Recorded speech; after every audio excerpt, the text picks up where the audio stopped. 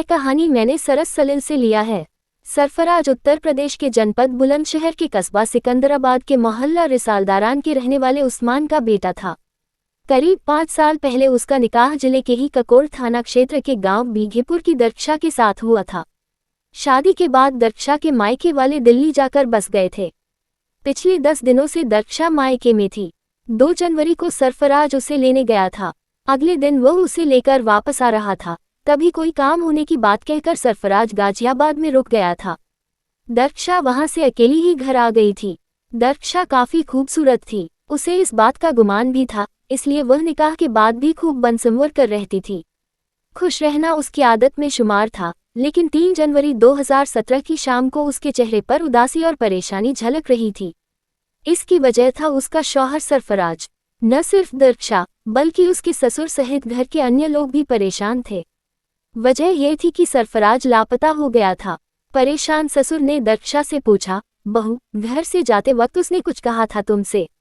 उन्होंने कहा था कि 1 घंटे बाद घर लौट आऊंगा, लेकिन पता नहीं कहाँ रह गए। मुझे पता होता कि वह लौट कर नहीं आएंगे तो मैं उन्हें जाने ही नहीं देती। दर्क्षा ने उदास स्वर में जवाब दिया। उसे तो कहीं कोई काम भी नहीं था, फिर अचानक ऐसा कौन सा काम निकल आया कि उसे रुकना पड़ गया?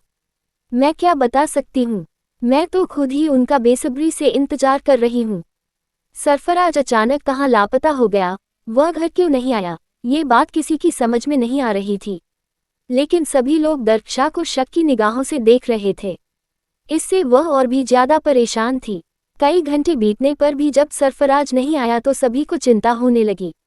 सरफराज के गाजियाबाद में रुकने की बात घर वालों को दर्क्षा ने बताई थी। यह अलग बात थी कि कोई भी उसकी बात पर भरोसा नहीं कर रहा था। इसकी वजह यह थी कि सरफराज सीधा सादा युवक था। उसने घर वालों से कहा था कि वह दर्क्षा लेकर सीधे घर ही आएगा। गाजियाबाद में न तो उसकी कोई रिश्तेदारी थी और न ही कोई काम ही हो सकता था। दर्क्षा के रिश्ते भी उससे तल्खी भरे थे। तल्खी की वजह थी दर्क्षा के बहके कदम। उसके अपने मायके के गांव के ही एक युवक से प्रेम संबंध थे और यह बात किसी से छिपी नहीं थी। इस बात को लेकर शौहर बीवी के बीच अक्सर तकरार होती रहती थी। सरफराज के घर वालों ने अपने स्तर पर उसकी खोजबीन की तो उन्हें कहीं से पता चला कि सरफराज को बीघेपुर गांव के सत्यवीर के साथ देखा गया था। सत्यवीर ही वही युवक था जिसके दर्क्षा से प्रेम संबंध थे। परेशान हाल सरफराज के घर वाले थाना ककोर पहुंचे और थाना प्रभारी वी.के. मिश्र से मिलकर उन्हें पूरी बात बताई। उन्होंने सरफराज की गुमशुदगी दर्ज कराकर अपना शक सत्यवीर और उसके साथियों पर जाहिर किया। अगले दिन कुछ लोग सरफराज की गुमशुदगी को लेकर एसएसपी सोनिया सिंह से मिले तो उन्होंने इस मामले में कार्रवाई के निर्देश दिए। एसपी सिटी मान सिंह चौहान के निर्देशन में थाना प्रभारी वी.के. मिश्र इस मामले की जांच में जुट गए। पुलिस ने दर्क्षा से पूछताछ की तो वह शौहर के गायब होने को लेकर परेशान होने की बात कहकर सवालों के जवाब देने से बचती रही। इससे पुलिस का शक उस पर और भी बढ़ गया। पुलिस ने सख्ती की तो दर्क्षा ने बताया कि सरफराज को सत्यवीर अपने 2 साथियों नितिन और रवि के साथ ले गया था।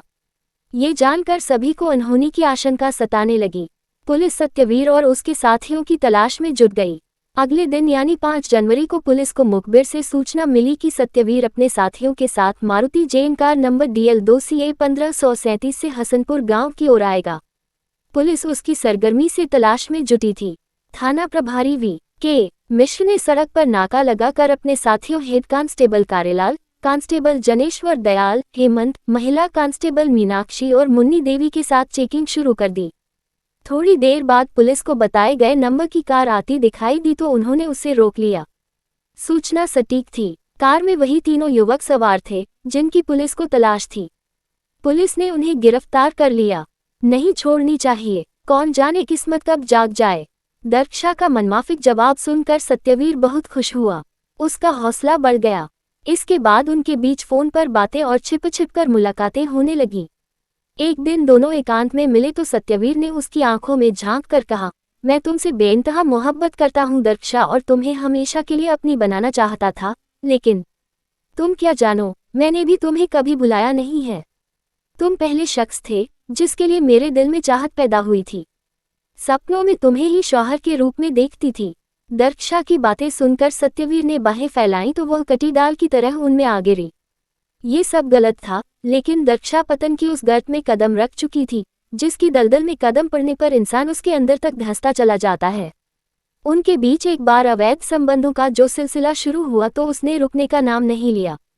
अपने संबंधों को उन्होंने काफी छिपा कर रखा। दिक्कत तब आई जब सत्यवीर ने दक्षा की ससुराल भी जाना शुरू कर दिया। इसके बाद तो उनके संबंधों को चर्चा में आते देर नहीं लगी। उड़ते उड़ते यह बात सरफराज के कानों तक भी पहुंची, लेकिन उसने कभी इस पर विश्वास नहीं किया। एक दिन जब वह सुध-बुध खोकर बाहों में समाये हुए थे तो सरफराज अचानक घर आ गया। उसने बीवी को गैरमर्द की बाहों में देखा तो आग बबूला हो उठा। उसने सत्यवीर को खरी खोटी सुनाई तो वह सिर झुकाए चुपचाप निकल गया। इसके बाद उसने दक्षा को जमकर लताड़ा। मैं आज तक यही समझता रहा कि तुम पाकसाफ औरत हो, लेकिन मुझे पता नहीं था कि तुम इतनी नापाक हो। अपने यार के साथ न जाने कब से गुलछर्रे उड़ा रही हो। दक्षा की गलती थी, इसलिए उसने खामोश रहना ही बेहतर समझा। इस घटना के बाद दक्षा वक्ती तौर पर बदल गई, लेकिन जल्दी ही उसने फिर से पुराना धर्रा अख्तियार कर लिया। दरअसल वे दोनों एक दूसरे की जिस्मानी जरूरत का जरिया बन चुके थे।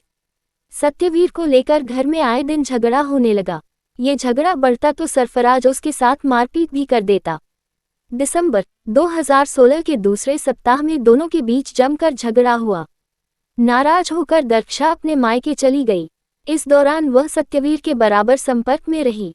सत्यवीर उससे मिलने दिल्ली भी गया। तब दक्षा ने मायूसी से कहा, तुम जानते हो सत्यवीर, मैं क्या कुछ झेल रही हूँ। ये पक्का है कि अब सरफराज मुझे कभी तुमसे नहीं मिलने देगा, लेकिन मैं तुमसे मिले बिना रह नहीं सकती। अब तुम्हारी खातिर उसके जुल्मों से मेरी जान भी चली जाए तो मुझे परवाह नहीं। सत्यवीर ने उसके होठों पर अपनी हथेली रख कर कहा, कैसी मनहूस बातें करती हो तुम। जान ही जाएगी तो तुम्हारी नहीं, सरफराज की जाएगी। मैं खुद भी कब से यही चाहती हूँ। अपने प्यार के लिए इस दीवार को आज नहीं तो कल हमें गिराना ही होगा।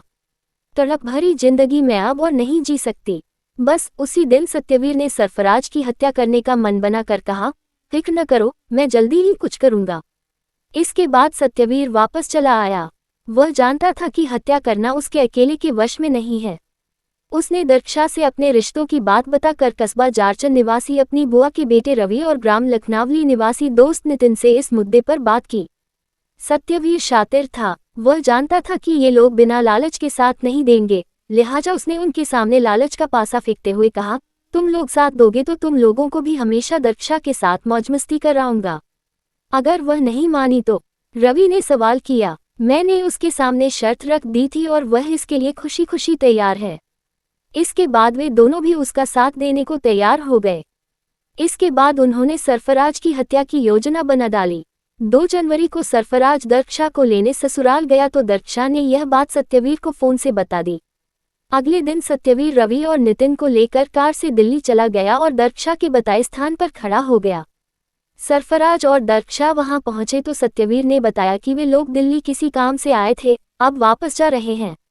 योजना के मुताबिक दक्षा ने उन्हें भी साथ ले चलने को कहा। सरफराज उनके झांसे में आ गया। रास्ते में सभी ने चाय पी। दक्षा ने चकमा देकर सरफराज की चाय में नशीली दवा मिला दी, जिसके बाद वह कार में ही सो गया। दक्षा को सिकंदराबाद उतार कर सत्यवीर सरफराज को अपने गांव के जंगल में ले गया, जहां तीनों ने मिलकर फावड़े से गला काटकर उसकी हत्या कर दी। बेहोशी के चलते वह विरोध भी नहीं कर सका। इसके बाद उन्होंने शव को एक गड्ढे में दबा दिया और अपने अपने घर चले गए। उधर दक्षा ने सरफराज के गाजियाबाद में रुकने की मनगढ़ंत कहानी सुना दी, लेकिन वह अपने ही जाल में उलझ गई। शौहर बीवी के रिश्ते विश्वास के होते हैं। जब कोई इस तरह से किसी को धोखा दे तो अंजाम कभी अच्छा नहीं होता। दक्षा ने भी शौहर को धोखा देकर पतन की दलदल में कदम न रखे होते तो ऐसी नौबत कभी न आती। पुलिस ने चारों आरोपियों के खिलाफ लिखापढ़ी करके न्यायालय में पेश किया, जहां से उन्हें जेल भेज दिया गया। इसलिए हमें बहुत सोच समझकर कदम उठानी चाहिए। आप लोग अपना ख्याल रखें। मैं फिर मिलूंगी एक नई कहानी के साथ। जो लोग हमारे चैनल पे नए हैं वो चैनल को सब्सक्राइब करना न भूले। आपका दिन शुभ हो।